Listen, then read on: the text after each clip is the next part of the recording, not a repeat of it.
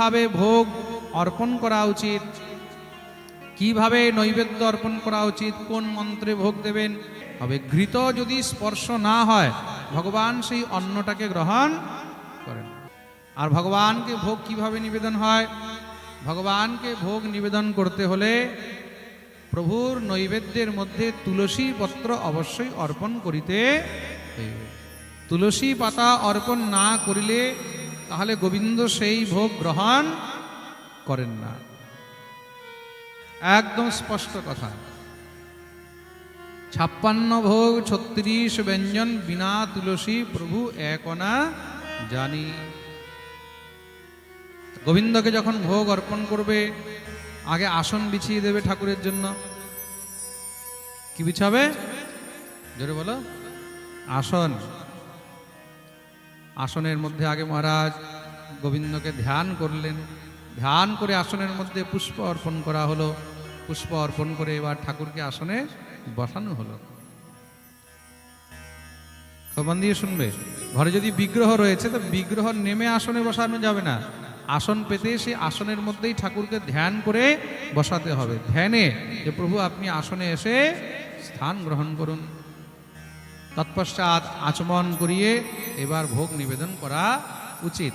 এবার নিজের নিজের শ্রী গুরুদেব দ্বারা আপনারা যা শিখেছেন, কিভাবে ভোগ অর্পণ করা উচিত, কিভাবে নৈবেদ্য অর্পণ করা উচিত, কোন মন্ত্রে ভোগ দেবেন, কি প্রণালী দিয়ে আপনারা ভোগ দেবেন, এইগুলো নিজের নিজের শ্রী গুরুদেবের কাছে নিজের নিজের গুরু প্রণালী অনুসারে যাদের গুরুদেব যেইভাবে আদেশ করবে সেইভাবেই ভোগ অর্পণ করবেন। পিত ঘৃতসিক্ত ভগবানকে যখন আপনি অন্ন ভোগ দেবেন, খুব মন দিয়ে শুনবেন, হরিভক্তি বিলাসে লেখা রয়েছে ভগবানকে যখন অন্ন ভোগ দেবেন তা সেই অন্নের মধ্যে ঘৃত অবশ্যই দেওয়া উচিত। অন্নে ঘৃত না দিয়ে যদি আপনি গোবিন্দকে ভোগ অর্পণ করছেন তাহলে ভগবান কিন্তু সেটাকে স্পর্শ করেন না। আপনি যেই কোনো দেবতাকে অন্ন ভোগ লাগাচ্ছেন তা অন্নের মধ্যে যদি আপনি ঘৃত প্রদান না করেন তখন সেটা ভোগ দিলে দোষ হয়। কি হয়? জোরে বলো। অনেকে ভাবে আমরা এরকমই অন্ন ভোগ লাগিয়ে দেবো, তাতে তো কোনো কিছু হবে না। না, আপনি অন্ন ভোগ দিচ্ছেন, আপনার সামর্থ্য যদি রয়েছে 1 চামচ ঘি দেবেন, আপনার যদি সামর্থ্য নেই তাহলে 1 ফোঁটা ঘি দেবেন, কিন্তু অন্ন ঘৃত ছাড়া কখনো গোবিন্দকে নিবেদন করিতে নেই। এই জিনিসটা ভালো করে আজকে মন দিয়ে শুনে নেবেন। ভগবানকে আপনি অন্ন ভোগ দিচ্ছেন তো অন্নের মধ্যে ঘৃত দিতেই হবে, দেওয়া উচিত নয়, দিতেই হবে। অন্নে ঘৃত না দিলেই দোষ হয়। অন্নে যদি ঘৃত না দেওয়া হয় ভগবান তখন কি করেন? সেই অন্নকে গ্রহণ করেন না। ভগবান সেই অন্নটাকে কি করেন? সেই অন্নটাকে ভগবান তখন অসুরগণকে অর্পণ করিয়া দেন। কাকে করেন? জোরে বলো। অসুরগণকে ভগবান সেটা অর্পণ করিয়া দেন। এই বিষয়ে নানা রকম শাস্ত্রের মধ্যে খুব সুন্দর করে এটার ব্যাখ্যা করা হয়েছে। বিশেষ করে যদি জানতে হয় হরিভক্তি বিলাসে আপনি খুব সুন্দর করে এই জিনিসটার বিষয়ে জানতে পারবেন। ভগবানের যে ভোগের নিয়ম, আপনি যদি খিচুড়ি ভগবানকে অর্পণ করছেন, খুব মন দিয়ে শুনবেন, খিচুড়ি যেটাকে আমরা যুগল অন্ন বলি বা খিচুড়ি বলি, খিচুড়ি অর্পণ করলেও সেটার মধ্যে আপনাকে অল্প হলেও ঘি অবশ্যই দিতে হবে। ঘৃত যদি স্পর্শ না হয় ভগবান সেই অন্নটাকে গ্রহণ করেন। শ্রী বিগ্রহ যেখানে আছে, আপনি শ্রী বিগ্রহকে যেখানেই ভোগ দেবেন সেই শ্রী বিগ্রহের ভোগের মধ্যে আপনি যদি অন্ন দিয়েছেন তাহলে সেখানে আপনাকে ঘৃত দিতেই হবে। এবার অন্ন বলতে সামনে আপনি অন্ন দিলেন তার মধ্যেও ঘৃত দিতে হবে। সামনে অন্ন দিলেন তার মধ্যেও ঘৃত দিতে হবে। আপনি খিচুড়ি দিলেন তার মধ্যেও ঘৃত দিতে হবে। কেন? খিচুড়ির মধ্যেও তো অন্ন আছে। খিচুড়ির মধ্যে চাল আছে কি না? অন্ন আছে তো। এবার অনেকে বলবে মহারাজজি যখন পায়েস রন্ধন করব, পায়েস রন্ধন করলে কি করা হবে? পায়েস রন্ধন করলে তার মধ্যেও ঘৃত দিতে হবে। এগুলো জেনে রাখুন। আজকে মনে পড়লো বলে এটা বলে দিলাম। এটা কিন্তু চৈতন্য চরিতামৃতে লেখা নেই। এটা যেহেতু বিধি, ভগবানকে অন্ন ভোগের যখন আপনারা বিধান দেখবেন, সেই বিধানের মধ্যে খুব বিস্তার করে স্পষ্ট রূপে লেখা আছে, ভগবানকে আপনি খিচুড়ি অর্পণ করুন, ঘি দিয়ে অর্পণ করতে হবে। আপনি অন্ন দেন, অন্নের মধ্যেও ঘি দিতে হবে। আপনি পোলাও দেন, তার মধ্যেও ঘি দিতে হবে। যেটাকে আমাদের বৈষ্ণব মতে সর্বমিশ্রিত অন্ন বলা হয়, তারপরে বাসন্তী অন্নও বলা হয়। আপনি পায়েস বানাচ্ছেন, পায়েসের মধ্যেও আপনাকে ঘি অবশ্যই দিতে হবে, তখন গিয়ে ভগবানকে অর্পণ করবেন। এবার অনেকে ভাববে মহারাজজি রুটি ভোগ লাগালে কি করব? রুটি ভোগ লাগালে তার মধ্যেও ঘৃত দিতে হবে, রুটির মধ্যেও একটু হলেও ঘি লাগিয়ে ভগবানকে ভোগ লাগাতে হবে। নিজে খাওয়ার সময় আপনি খান না খান ওই দিয়ে কোনো লেনাদেনা নেই, ভগবানকে ভোগ দিচ্ছেন মানে ওখানে ঘৃত সিক্তই অর্পণ করিতে হইবে। এবার অনেকজন হয়তো আজকের এই কথা শুনে এবার কমেন্ট করবে যে মহারাজজি যারা গরিব, যাদের কাছে ঘি নেই, তা যাদের কাছে ঘি নেই বাবা, যে যেমন পারবে তেমন দাও, প্রেম সে বলো। এই নিয়ে তর্ক করার কোনো বিষয় নেই, যেটা শাস্ত্রে লেখা আছে সেটা আমি বলে দিলাম। এবার যে পারবে সে দেবে, আর যে পারবে না দুই হাত তুলে নাচবে, প্রেম সে বলো। যার কাছে নেই দুই হাত তুলে নাচবে, বলে প্রভু আমার কাছে নেই, তুমি আমাকে ব্যবস্থা দাও তাহলে আমি তোমাকে দেব। তুমি আমাকে দেবে তাহলে আমি তোমাকে দেব, তুমি আমাকে দিবে নাই তো আমিও তোমাকে দিবে নাই। ঠিক তো? সনাতন গোস্বামী পাদ মদন মোহনকে ভিক্ষা করে মহারাজ সেই আটার আঙ্গা বানিয়ে, গোলা বানিয়ে তারপরে ভোগ লাগান। খুব মন দিয়ে শুনবে। সনাতন গোস্বামী পাদ মদন মোহনের সেবা করেন তো মদন মোহনকে প্রতিদিন কি ভোগ লাগানো হয়? রুটি বানিয়েও ভোগ লাগান না। এই যে নিজের নিজের ভাব বললাম না, তার জন্য কথাটা বলছি। তো মদন মোহনকে প্রতিদিন আটা এনে, এখন গোস্বামী পাদের কাছে না তো তাওয়া আছে, না চাকলা আছে, না বেলনা আছে, কিছুই নেই, হাতের মধ্যে একটা করুয়া আছে, কিচ্ছু নেই, হাতের মধ্যে করুয়া, দণ্ড, বস্ত্র, একটা ছেঁড়া কাঁথা। সনাতন গোস্বামী এই নিয়ে রয়েছেন। তা মাধুকরী করে নিয়ে আসে, মাধুকরী করে নিয়ে এসে যমুনার জল নিল, ওটাকে মাখলো করুয়ার মধ্যে, নিয়ে ওইখানে একটু কাঠ টাঠ এনে মহারাজ অগ্নি প্রজ্বলন করে সুন্দর করে আটাটাকে মেখে ভালো করে গোলা বানিয়ে, যেরকম আমাদের এখানে বিহারিরা বানায় না লিট্টি, বিহারিরা লিট্টি বানায় না, আগুনের মধ্যে এরকম করে ছেড়ে দেয়, ভিতরে কি ভরে দেয় ওটা, ছাতু, ছাতু ভরে লিট্টি বানায়। তা আমাদের শ্রী সনাতন গোস্বামী পাদের কাছে তো ছাতুও নেই, সোজা আটাটার আঙ্গা বানায় আর রেখে দিল আগুনের মধ্যে, সিক্ত হয়ে গেল, ঠাকুরকে নিবেদন করলেন, ভোগ লাগালেন, ভোগ লাগিয়ে যা ভোগ এটা প্রসাদ পেলেন। একদিন স্বপ্নে মদন মোহন বলছেন, সনাতন তুই রোজ আমাকে এই শুকনো শুকনো আঙ্গাগুলো ভোগ দিস, আমার খেতে খুব কষ্ট হয়, তাহলে বলে একটা কাজ করতে পারিস না, একটুখানি লবণ যদি সঙ্গে দিস, একটু লবণ দিলে, একটু লবণ দিয়ে তো খাওয়া যায়।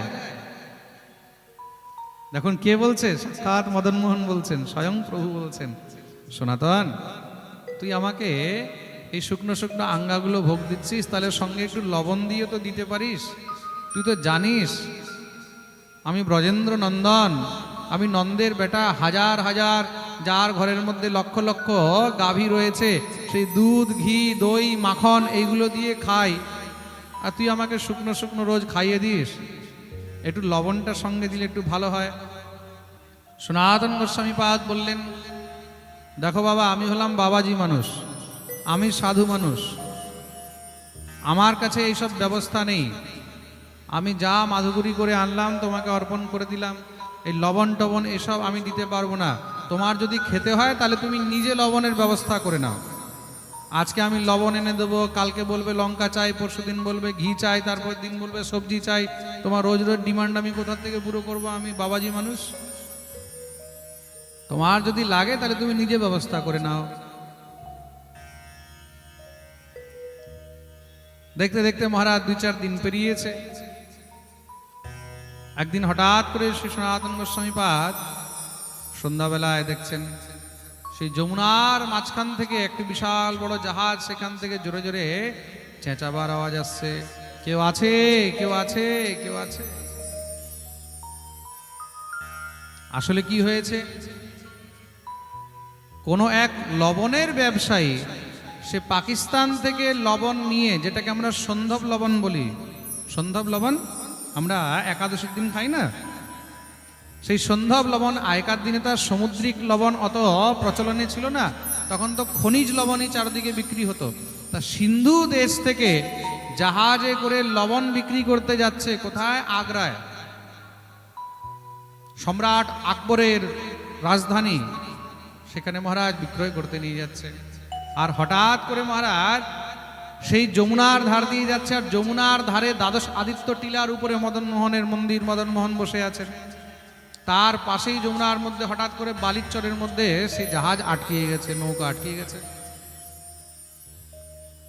অনেকক্ষণ ধরে চেষ্টা করেছে, কিন্তু কোনো মতেও নৌকা আর ছাড়ছে না। আশেপাশে কেউ আছে কিনা জানেও না। এবার মহারাজ সন্ধ্যাবেলায় যখন শ্রী সনাতন গোস্বামী পাদ প্রদীপ জ্বালিয়েছেন, প্রদীপ জ্বালাতে যখন আলো হয়েছে, তখন জোরে জোরে চেঁচাতে আরম্ভ করে দিয়েছেন, কেউ আছে, কেউ আছে। গোস্বামী পাদ বললেন, হ্যাঁ হ্যাঁ হ্যাঁ। কি হয়েছে ভাই? বলে, আমাদের জাহাজ আটকিয়ে গেছে। জাহাজ আটকিয়ে গেছে? আচ্ছা, কি আছে তোমার জাহাজের মধ্যে? বলে, মহারাজ আমার জাহাজের মধ্যে লবণ আছে। যখনই শুনেছে লবণ আছে, সঙ্গে সঙ্গে সনাতন গোস্বামী পাদ খিলখিল করে হাসতে লেগে গেছে মদন মোহনের দিকে তাকিয়ে। বলে, কিরে চোরা, নিজের ব্যবস্থা করে নিলি তাই না? গোস্বামী পাদ বলতেন, চিন্তা করো না, তোমার জাহাজ মুক্ত হয়ে যাবে, কোনো চিন্তা নেই, কিন্তু তোমাকে কিছু লবণ এখানে দিয়ে যেতে হবে। এখানে আমার ঠাকুরের সেবার জন্য লবণ দিয়ে যেতে হবে। সঙ্গে সঙ্গে জাহাজ মুক্ত হলো, ধারে নিয়ে এসেছে, মদন মোহনকে গিয়ে লবণ অর্পণ করেছেন। আর তখন থেকে মহারাজ সে যখন ব্যবসায়ী সেদিক দিয়ে যেত, মদন মোহনকে লবণ দিয়ে যেত। এই হলো আমার মদন মোহনের ইচ্ছা, তার কৃপা। বলিয়ে মদন মোহন ভগবান কি। সনাতন গোস্বামী পাদ ঠাকুরকে বলেছেন, তোমার যদি লাগে তুমি নিজে ব্যবস্থা করে নাও। তো ভগবান নিজের ব্যবস্থা নিজেই করে নিয়েছেন। তো ভগবান কি না করতে পারেন, ভগবান এই লীলার মাধ্যমে দেখিয়ে দিলেন। এই কথাটা বলার এখানে অর্থ কি? যার কাছে যেমন সামর্থ্য আছে, সে নিজের সেই সামর্থ্য অনুসারেই ভগবানের সেবা করতে পারেন। কিন্তু যার কাছে সামর্থ্য আছে, সে সামর্থ্য থাকতে যদি ভগবানের সেবার মধ্যে ত্রুটি রাখে, তখন ভগবান তার সেই সেবাকে গ্রহণ করেন না। প্রেম সে বলো। কার কাছে সামর্থ্য আছে, আর সামর্থ্য থাকার পরে সে যদি কৃপণতা করে, তখন ভগবানও কিন্তু সেটা গ্রহণ করেন না। সামর্থ্যবান ব্যক্তিকে নিজের সামর্থ্য অনুসারেই সেবা করা উচিত, এটাই হলো নিয়ম। প্রেম সে বলো, জোর সে বলো, আরো জোরে, আরো জোরে, সবাই দুই হাত তুলে জয় জয় শ্রী রাধে। খুব সুন্দর করে ঘৃতসিক্ত অন্ন অর্পণ করেছেন। আর কি কি দিয়েছেন?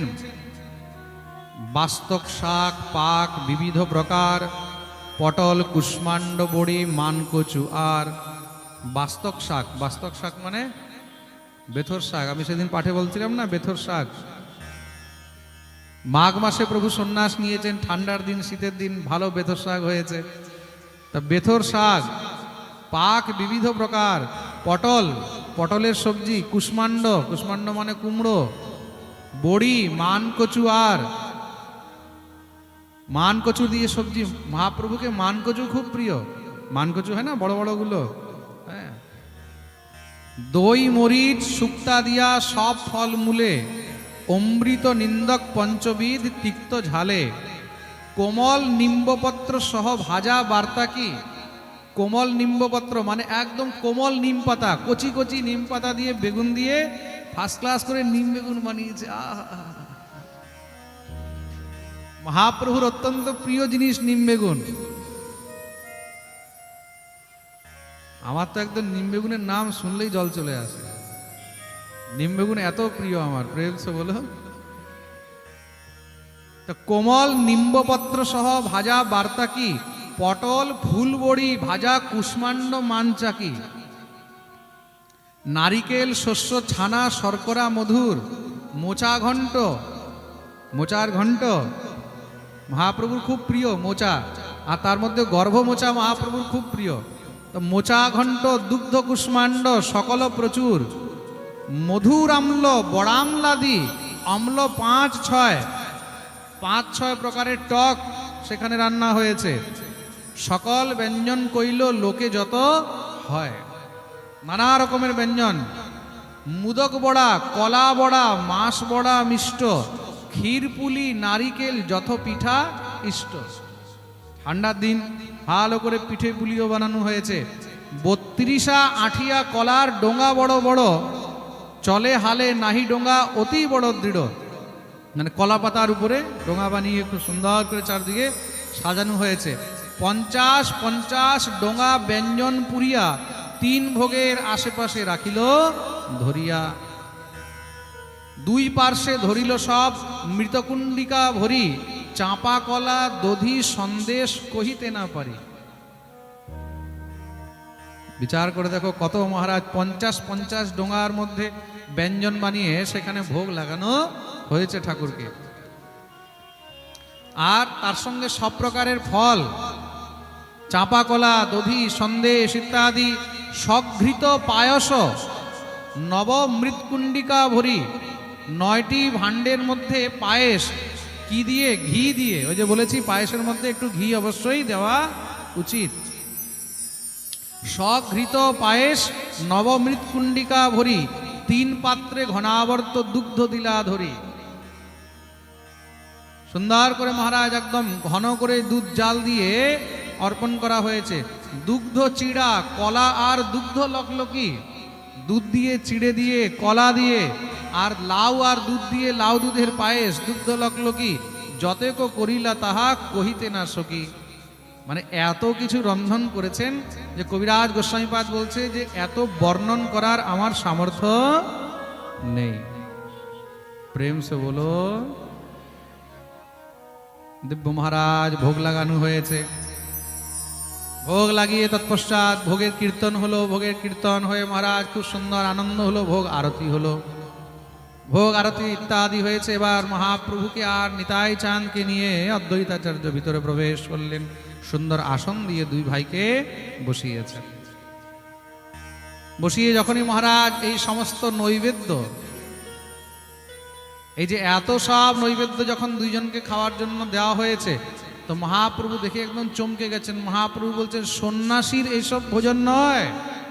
সন্ন্যাসীর খাবার হলো শুষ্ক রুষ্ক, সুখা রুখা খাবো। হ্যাঁ, আমাকে তুমি সুখা রুখা দাও, এতগুলো আমি খেতে পারবো না। প্রভু কহে এত অন্ন নারিব খাইতে সন্ন্যাসীর ধর্ম নহে উচ্ছিষ্ট রাখিতে। আমি এত খেতে পারবো না, সন্ন্যাসী এত খায় না। আর খাওয়ার পরে সন্ন্যাসীকে নিজের পাতের মধ্যে এঁঠো ছাড়া উচিত নয়। আজকাল আমরা যখন খাই আমরা কি করি? কোন সাধুকে, সন্ন্যাসীকে, বৈষ্ণবকে খাওয়ার পরে পাতের মধ্যে উচ্ছিষ্ট রাখা উচিত নয়। কদাচিৎ যদি কোথাও একটু আধটু রয়ে যায় সেটা আলাদা বিষয়, কিন্তু নিজের পাতের মধ্যে বেশি এঁঠো ছাড়তে নেই।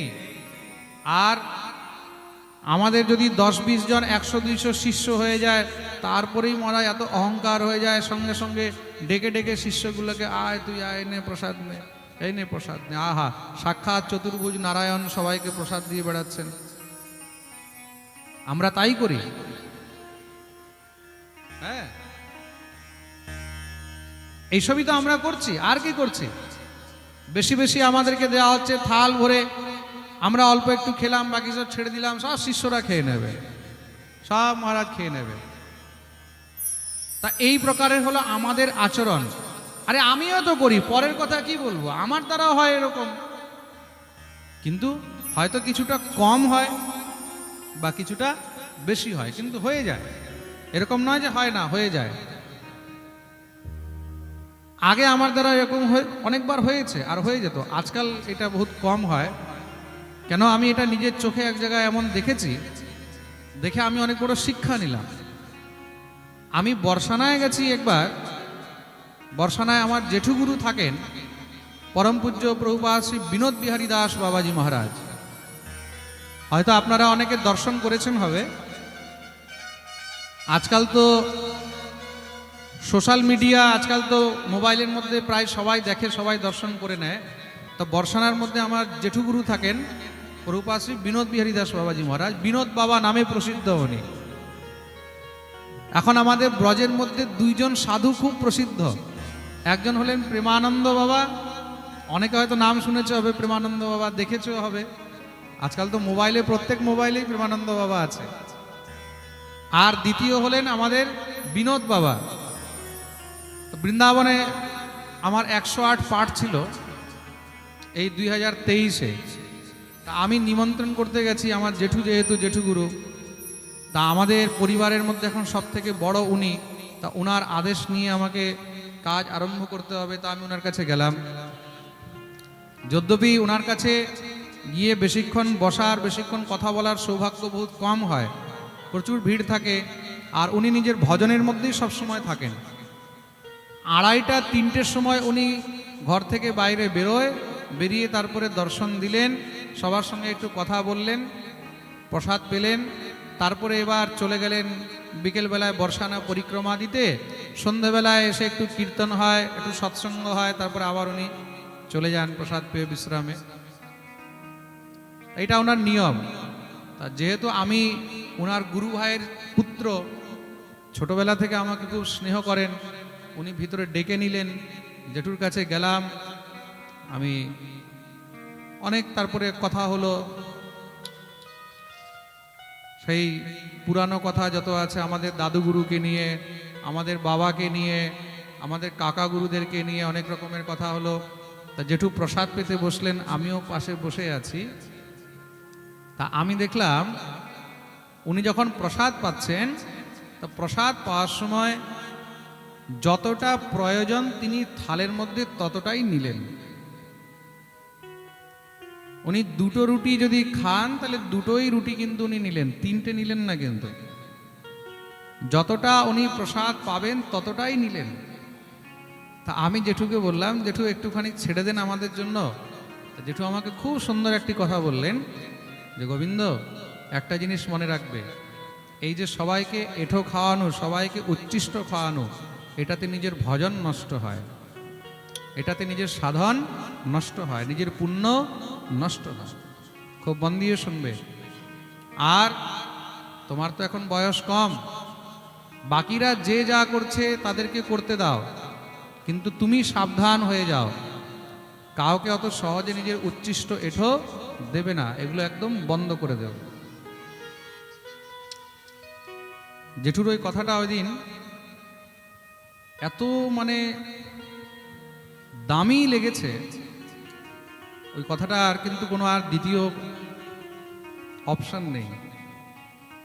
জেঠু, আমি আপনার এই কথাটা নিশ্চয়ই মানার চেষ্টা করব। উনি প্রসাদ পেলেন, এক ফোঁটাও থালের মধ্যে ছাড়েননি, এক ফোঁটা, একটা কণিকাও ছাড়েননি। এইবার কি হলো, উনি যে খেয়ে উঠে গেলেন, থালের মধ্যে যে একটু এইদিকে ওইদিকে কিছু লেগেছিল, তা আমরা সবাই কি করলাম, ওই থালটার মধ্যে যে একটু লেগেছিল ওইগুলোকে কাচিয়ে নিয়ে কেউ যে যতটা পেরেছে ততটা আমরা গ্রহণ করলাম। বাস্তবে উচ্ছিষ্ট এইটাকে বলা হয়, এটাই হলো বাস্তবিক উচ্ছিষ্ট। প্রেম সে বলো